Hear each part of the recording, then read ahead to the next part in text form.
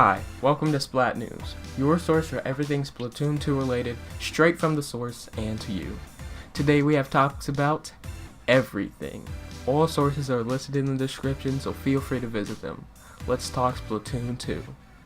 Okay guys, there were a bunch of news that we got from the Splatoon 2 Direct, so I just have a bunch of bullet points right here and there was a lot to go through, so let's just get it started.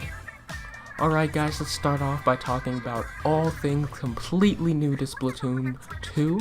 So the first thing we have here is Off the Hook. This is the new pop dance group that consists of Pearl and Marina that will be replacing the Squid Sisters. So they are the ones dancing during the Splatfest and the ones that we'll be getting our news from whenever you open Splatoon 2. Okay guys, we have league battles. In these league battles you can either get a dual squad or a 4-man squad to go up and get ranked against other leagues, and during these league times you can go against these other teams, and if you do best and you climb the rankings you can get a medal, and that would be really cool to get us together and just be a little bit more competitive in the standard ranked mode. Okay guys, we have individual ranks for each ranked mode. This is not something that I knew I wanted, but now that I see it, it is amazing. So if you are pretty trash at Rainmaker, you will actually get ranked with pretty trash Rainmaker players. So like, say if you're godlike at Tower Control and Splat Zones, if you don't do so well on Rainmaker, then you'll get in a lower rank for that one, and I think that's really good because it encourages you to play ranked more, because if the ranks were shared like Splatoon 1, you would get ranked with better players than you in Rainmaker, so this just makes you more encouraged that you won't get like completely bodied if you want to play Rainmaker. It's just a small point here, you can rank up more than one rank at a time.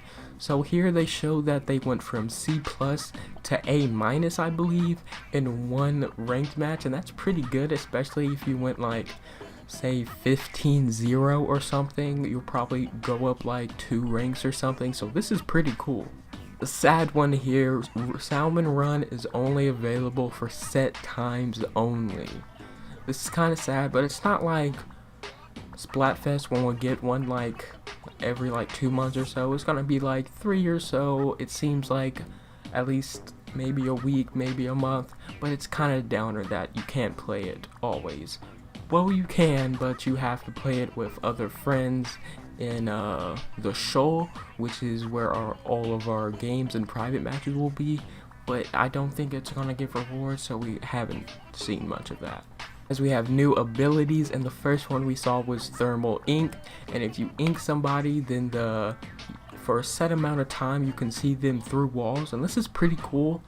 I could see it being pretty viable. It's kind of like a mini echolocator, especially if you're like a shooter weapon like a splatter shot. You're gonna be hunting players down a bit, so if they start running you could just hunt them down, so it seems pretty good. The second one we saw was Object Shredder, and this just increases your damage for objects, other player objects. So the one they showed was Splat Walls, which we finally know is coming back. You could do it on beacons and just all of that stuff, so that's pretty cool. I don't see it being extremely good since it looked like it barely did anything, but maybe in the long run it'll be worth it, but I just don't see it. We have Respawn Punisher, and this is the opposite of Quick Respawn. So if you have this, any players that use Splat will have a longer time to respawn. So, I mean, it didn't seem that good because it seemed like they only had a respawn punish of about 1 or 2 seconds. But if you stack this up against games, it gets down to like, if you get like 15 kills, that's 15 seconds of them not being on the battlefield, so that's kind of good if you think about it. Drop Roller. So Drop Roller, whenever you super jump, you could tilt your stick left or right to get out of the way of the opposing inklings. So this seems really good and far more balanced and fun than stealth jump, because stealth jump there's not a marker on the ground, so just out of the air comes an inkling, they kill you, you're like, well, there's literally nothing I could do there. But drop roller, it's still good for the player using it, and against the player, you still have a chance to see them coming down, they'll just be in a different position. Okay guys, we have some small points right here. We will be getting updates for 1 year after that releases, so that's around what Splatoon did. And we will have Splatfest for 2 years after release, so that's pretty good. It'll keep the game fresh for 2 more years. We're getting Splatnet 2, and this will be on your smart device with Nintendo Switch Online. It seems like better than Splatnet ever was for Splatoon 1. It shows you gear, it shows you games, your past 50 games, it shows you all the inklings, what they were running in those games, it shows you map times, it shows you Splatfest times. It looks absolutely amazing, and this is the app that we will be using for voice chat, so it's all good to know what it will be. And it will be coming out Splatoon, and it will be coming out June 21st, the day Splatoon 2 releases. This is that Splatfest demo. You can go get it on the eShop right now. It's July 15th. It'll be from 3 p.m. PST to 7 p.m. So that's 4 hours of Splatfest. Or if you're on the East Coast, it'll be 6 p.m. to 10 p.m. Moving on to our next section, we have weapons. Lots of returning weapons. They didn't hardcore announce these, it was just in a screenshot. We saw the weapon equip screen, and I spotted a lot of returning ones. I don't know if this is all of them, but these are the ones that I spotted.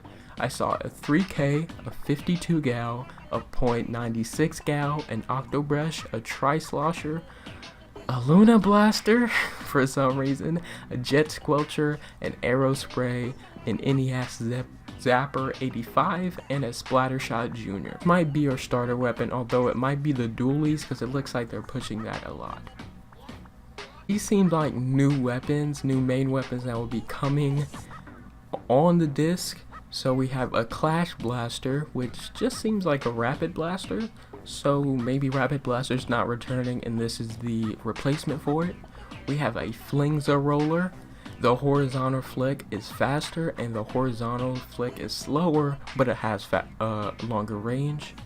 We have a Goo Tuber for some reason, and it holds a charger charge for longer. So in Splatoon 2, you guys know that the chargers can now hold a charge. It seems like you can hold that charge for about 2-3 seconds, but a Goo Tuber, you can hold that charge for, it seems like, about 10, which is pretty insane. And the last one we got was Dapple Dualies. They didn't really say anything special about it. They said it was even more lightweight than the dualies we know about, but it didn't seem to make a change, so we're still getting about that. Maybe it'll be a new set like the 10 attack to the Splattershot. Maybe it's just that, but we'll learn about it later. These are 2 weapons that will be coming in the updates, so it won't be on disc, but it'll be in the year that we're getting updates. First, they showed off a main weapon with the Splat Brella, which looks insane. Okay, so it's a defensive offensive weapon. It basically has a splash wall built into the weapon, so you could either use the umbrella to block attacks, or you could use it. It seems like kind of a shotgun, less of a blaster and more just like a splatter shot that goes short range. But it looks pretty amazing, and you can even drop the defensive shield and it'll run ahead of you for a little bit, so you could just rush any enemies with your shotgun, and that seems amazing. Of course, it seems like the worst part of this is the range of the shotgun, but also if you drop the umbrella, you'll have to wait for it again for a while, so because of that really strong move, you're gonna have to wait for it again.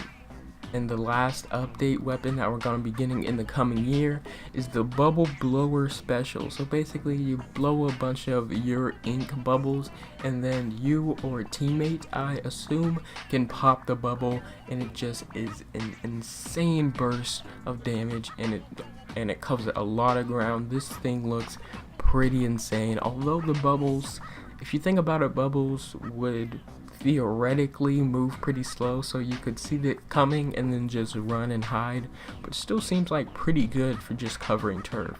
We got a name for the sub weapon that we've already seen, the Toxic Misc, which you can throw. I thought it was a disruptor and that was just an area of effect for the disruptor, but no, it's Toxic Misc, and if you stay in it, it'll damage you. Okay guys, and we got a new special weapon, the Baller, which puts you in a plastic ball that you can roll around, and you could go up walls and you could just explode behind enemies. Just reminds me a lot of Junkrat's tire in Overwatch, and it looks like a pretty fun special. Going on to our last category, we have stages. Okay, we got one returning stage, we got Port Magriel, and now it has sponges, so that's pretty cool. And we got a name for a new stage, Sturgeon Shipyard. Looks like a pretty fun map. Looks like there's gonna be crane movings and crane crates moving. And then after that we got two unnamed stages. One was under a bridge and it looked like maybe a riverbed, and the other one looked like a ship. So we have a shipyard and a ship coming, so that's pretty cool. But that's all for the direct, guys. If you want to get the full details on all of this, I highly recommend you go watch it. It'll be linked in the description. But guys, that's all for Splat News. I'll catch you on the Splatterfield, Inklings.